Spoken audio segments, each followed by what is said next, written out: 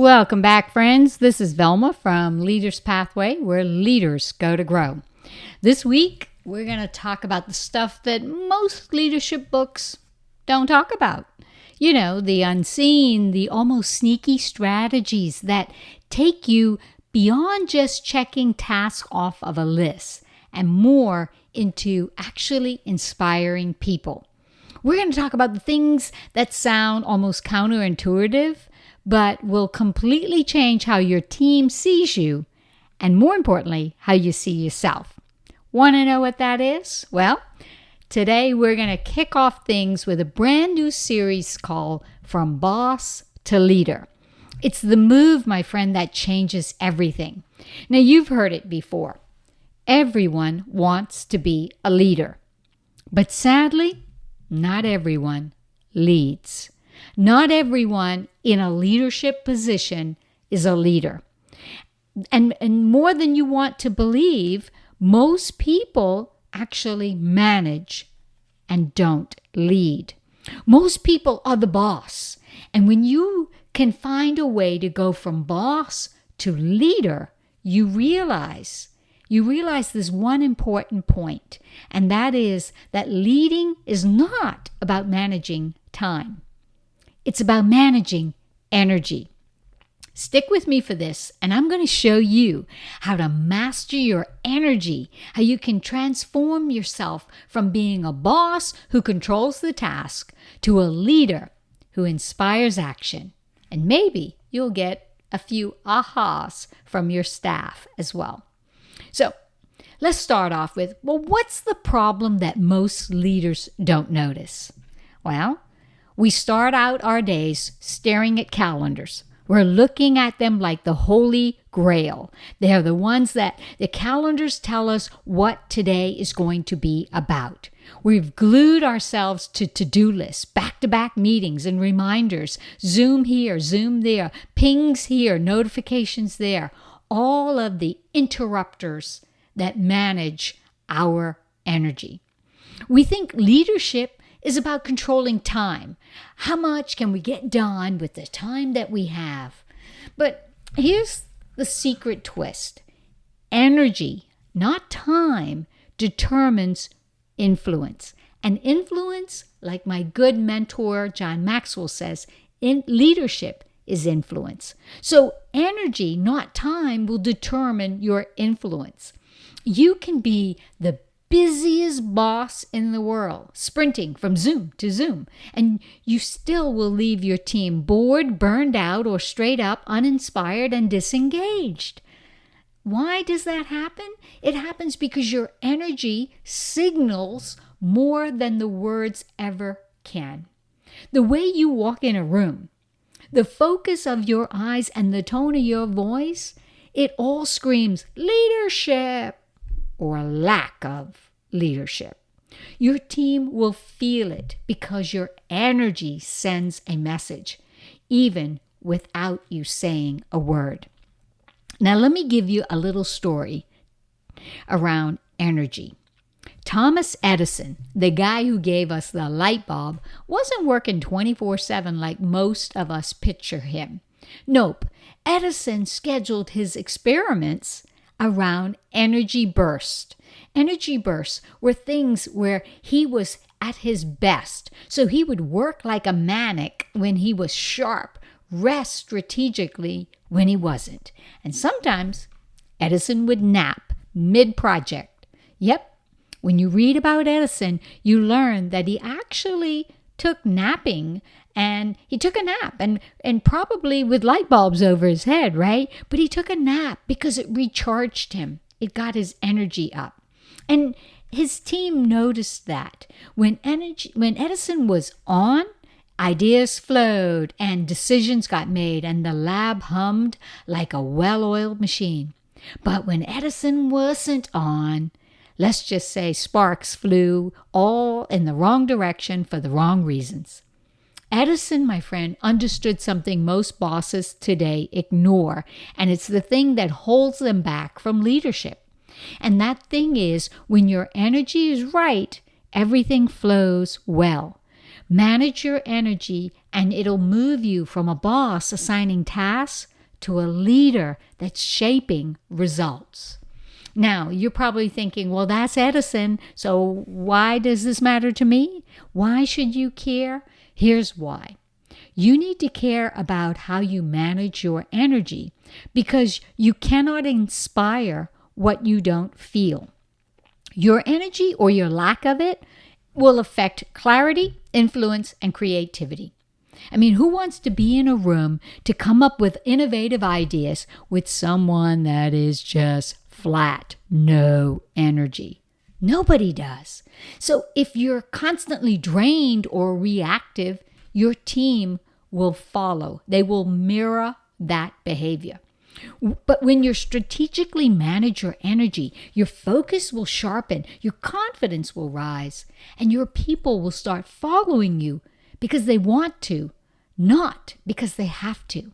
And that, my friend, is the shift from boss to leader. The boss, people will follow you because they have to. The leader, people will follow you because they want to. So I want to give you 3 moves, 3 actions that you can do that will move you from being a boss to being a leader. And here's the 3 moves that you can make now, starting today. Move number 1, I want you to identify your prime power energy hours. Now, don't roll your eyes on this one because it's easy and it's fast. And you've most likely heard others say, oh, I am not a morning person, can't talk to me in the morning, or I do my best thinking early in the morning, or I'm a night owl, I love to get things done and I'm up all night, or I'm an early bird, and you know, the early bird, they get the worm, right? Well, that's energy management. But here's the real thing. When you want to move from the boss to the leader, you need to manage your energy, not your time. Manage that time. Are you the night owl? Are you the early bird? Are you, midday? When are your peak prime power energy hours? Because I want you to identify them and then pick one day this week, this coming week, okay? And do this with me. Notice, when do you feel naturally sharp and confident? No charts, no apps, no spreadsheets. Just ask yourself, when do tough decisions flow easiest for me? When do I feel unstoppable, like you're full of power? And once you spot that window, your prime power hours, I want you to use it as your biggest leadership move.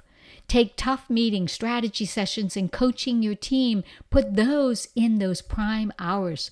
Treat it like it's your sacred leadership superpower time, because it is. It's when you will be the strongest. The second move that I want you to make to go from being a boss to a leader is to align your tasks to your peaks energy. Big, brainy, high-stakes stuff. Do it when your energy is at its best. The routine email or the admin work or pretending to look busy on Zoom, those can go into low energy windows. When you find that you get more done when the things that you need done require more energy, use that time for your peak power energy. It's like this. To lift a heavy piece of wood, you need to use both of your hands, right? So you could leverage all of your muscle. It's a heavy piece of wood. But maybe to lift a small stick or a branch off of a tree, a small branch, you only need to use 2 fingers or 1 hand. That's the same with your work.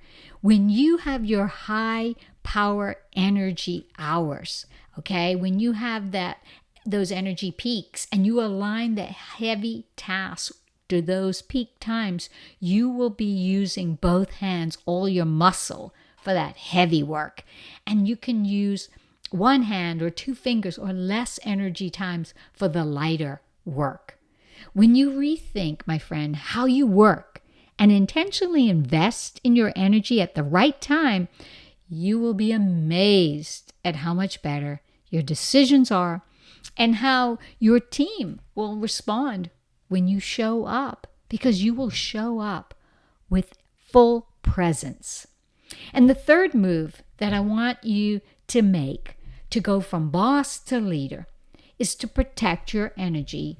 And I want you to protect it like it's your most valuable asset, because it is.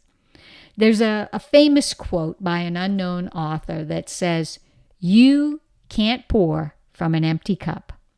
Take care of yourself first." You see, you can't give if you don't have it. And that means you're going to have to say no to some meetings that could be emails. You have to set healthy boundaries around your hours, after hours, and work. I mean, who wants to send an email at 9 o'clock? I hope it's nobody listening to this, because I know anyone listening to this doesn't want to get an email at 9 o'clock at night. And no sneaking in the little mini rituals, right? I want you to take those walks, those coffee breaks, put them into practice. Protect your energy by recharging yourself too. Who knows? Even a 5-minute happy dance in the office might be the trick. Of course, that's optional, but I highly recommend it, okay? Do a little happy dance. And I have come to learn this, that while your time is your most valuable asset, because your time is your life, your energy, my friend, is how you get the best return on your investment of your time. When your energy is protected, you will go from being bossy to being inspiring, and you will go there fast.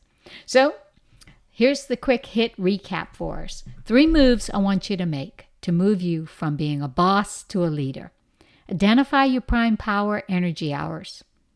Align your tasks to those peak times, and then protect your energy like a rare, magical unicorn. My friend, if Edison got it, even a guy who literally gave us light bulbs could manage his energy, we can manage our energy without losing our minds. So, my friend, that's it for today. Next week, we'll dig into micro actions, those little invisible moments that can make or break your leadership influence. Most leaders ignore them, but trust me, they're the secret language to leadership. Remember, my friend, leadership isn't about managing time or task. It's about managing your energy, your influence, and your presence. When you get that right, you will watch the boss in you melt away and the leader in you emerge like magic. And maybe a few light bulbs as well. Thanks for listening. This is Velma. I'll see you on the next episode. God bless.